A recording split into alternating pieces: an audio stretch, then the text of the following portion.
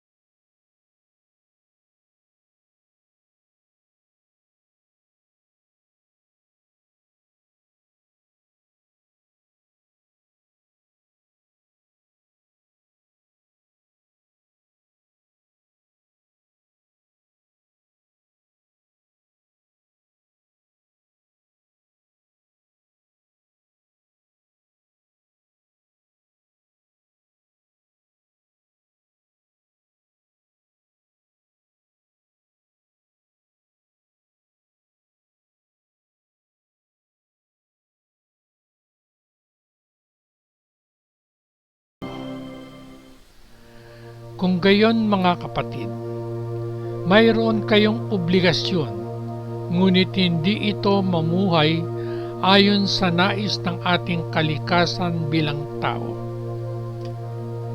Sapagkat kung mamumuhay kayo ayon sa inyong likas na pagkatao, kayo ay mamamatay. Ngunit kung sa pamamagitan ng Espiritu ay pinapatay ninyo ang inyong makasalanang mga gawa, kayo ay mabubuhay. Ang mga pinamumunuan ng Espiritu ng Diyos ay mga anak ng Diyos. sapagkat ang Espiritu na ibinigay sa inyo ng Diyos ay hindi kayo ginagawang mga alipin at nagiging dahilan upang kayo ay matakot. Sa halip, ginagawa kayong mga anak ng Diyos ng Espiritu. At sa pamamagitan ng kapangyarihan ng Espiritu ay tumatawag kami sa Diyos, Ama, Ama ko. Ang Espiritu ng Diyos ay sumasama sa ating mga espiritu upang ipahayag na tayo ay mga anak ng Diyos. Dahil tayo ay kanyang mga anak, aangkinin natin ang mga pagpapalang iniingatan niya para sa kanyang mga tao. At aariin din natin kasama ni Kristo ang itinago ng Diyos para sa kanya. Sapagkat kung tayo ay nakikibahagi sa pagdurusa ni Kristo, tayo ay makakasama rin sa kanyang kaluwalhatian.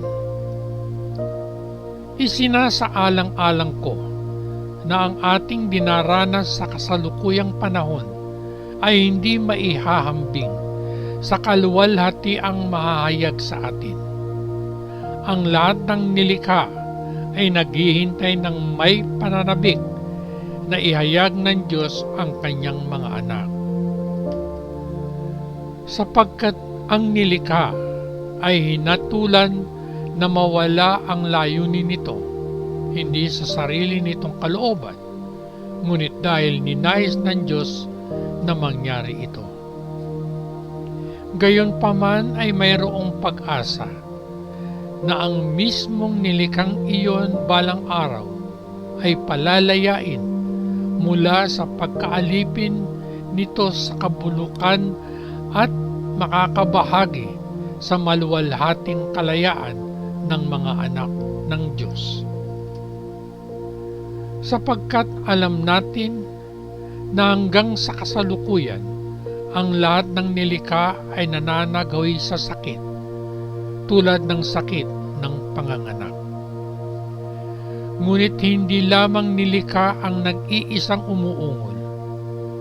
Tayo rin na may panaghoy sa ating sarili habang hinihintay natin ang Diyos na gawin tayong kanyang mga anak at palayain ang ating buong pagkatao. Sapagkat ito ay sa pag-asa na tayo ay naligtas. Ngunit kung makikita natin kung ano ang inaasahan natin, kung gayon, hindi talaga ito pag-asa. Sapagkat sino ang aasa sa isang bagay na kanyang nakikita na? Ngunit, kung umaasa tayo sa hindi natin nakikita, hinihintay natin ito ng may pagtitiis. Sa parehong paraan, dumarating din ang Espiritu upang tulungan tayo kahit tayo ay mahina. Sapagkat hindi natin alam kung paano tayo dapat manalangin. Ang Espiritu mismo ay nagsusumamo sa Diyos para sa atin sa mga daing na hindi maipahayag ng mga salita. At ang Diyos na nakakakita sa ating mga puso ay nakakaalam kung ano ang kaisipan ng Espiritu, sapagkat ang Espiritu ang nagsusumamo sa Diyos para sa kanyang bayan at ayon sa kanyang kalooban.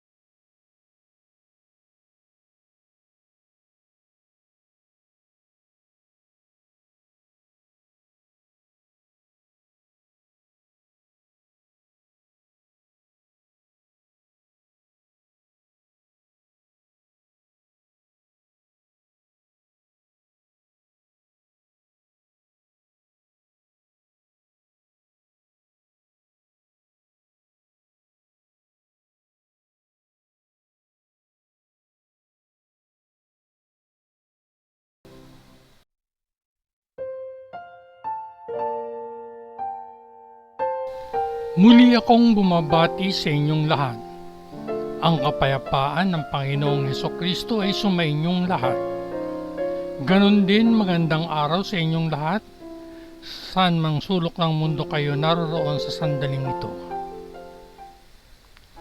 Nais kong ibahagi sa inyo sa araw na ito mga kabayan, ang aking maikling pagninilay na pinamagatan kong Sino ang may kontrol? Sa likas na katangian, lahat tayo ay may pagnanais na kontrolin ang ating mundo. Mula sa pagkabata ay bumaling tayo sa sarili nating paraan. Sinusubukang kontrolin ang mga pangyayari, ang hinaharap, ang mga tao, at maging ang Diyos kung magagawa natin. Dahil hindi natin kaya, nauwi tayo sa pagkabigo, masungit, at kritikal. Ang ating pangangailangang makontrol ay nakaugat sa labis na pagmamahal sa sarili. Halimbawa, kapag ang mga taong mahal natin ay may sakit, madalas ay gusto nating gumaling sila agad para makapagpahinga tayo at hindi na natin sila alalahanin pa. Kukunin mo ito. Minsang sinabi ng isang mangangaral ng banal na aklat, buong kabaliwang minamahal natin ang ating mga sarili. Sa ika-8 kabanata ng liham ni Apostol Pablo sa mga taga-Roma, tinawag ni Apostol Pablo ang pagiging makasarili na ito na laman. Sa kalikasan tayo ay namumuhay, na parang may utang tayo sa ating pagsunod. Sa ika-12 talata ng ika-8 kabanata ng liham ni Apostol Pablo sa mga taga-Roma, ay pinaaalalahanan tayo ni Pablo. Kung gayon mga kapatid, mayroon tayong obligasyon, ngunit hindi ito mamuhay ayon sa nais ng ating kalikasan bilang tao. At ganun nga, mayroon tayong obligasyon, pero hindi para mamuhay ayon sa nais ng ating kalikasan bilang tao. Pagkatapos ay nag-alok siya ng mabisang alternatibo. Maaari tayong pangunahan at kontrolin ng Espiritu ng Diyos. Basahin natin ang ipinahayag ni Apostol Pablo sa ika-8 kabanata, ika-14 na talata ng kanyang liham sa mga taga-Roma. Sinasabi dito, ang mga pinamumunuan ng Espiritu ng Diyos ay mga anak ng Diyos. Maaaring natatakot tayong isuko ang kontrol ng ating buhay sa Diyos, ngunit hindi natin kailangan. Ang mga taong kontrol ay nakagapo sa atin. Ang kontrol ng Diyos ay nagbibigay sa atin ng kalayaan. Ang mga taong kontrol ay nagpipilit sa agarang resulta. Ang kontrol ng Diyos ay nagbibigay daan para sa isang panghabang buhay na proseso ng pagbabago. Ikaw ba ay baliw na umiibig sa iyong sarili? Bakit hindi ibigay sa Diyos ang mga kontrol ng iyong buhay? Hilingin sa Kanya na baguhin tayo at tulungan tayong mahalin Siya at sa iba. Nais ng Espiritu na punuin tayo ng Kanyang pagpapala at Kanyang biyaya. Kung hayaan natin Siya na magkontrol at magkaroon ng Kanyang nararapat na lugar. Mga kabayan, Ang pagpapala ng presensya ng Espiritu sa ating mga puso ay isang patikim ng mas malalaking pagpapala na ating matatamasa sa pakikipag-isa natin kay Kristo. At tayo ay walang hanggan na kaisa ng Diyos Ama sa pamamagitan ng Panginoong Hesukristo. Hindi lang yan, kabayan. Balang araw magkakaroon tayo ng higit pa. Tayo ay mabubuhay sa mismong presensya ng Diyos. May kagalakan tayong naghihintay sa pagdating ng araw na iyon dahil ang ating kinabukasan ay garantisado na. Ikaw, kabayan, bukod sa mga mensaheng ito mula sa mabuting balita ng Panginoon, may iba pa bang mensahe sa mabuting balita ang nagpapahayag na may iba pa? Kung meron man, malugod kong pakikinggan kung meron pang iba.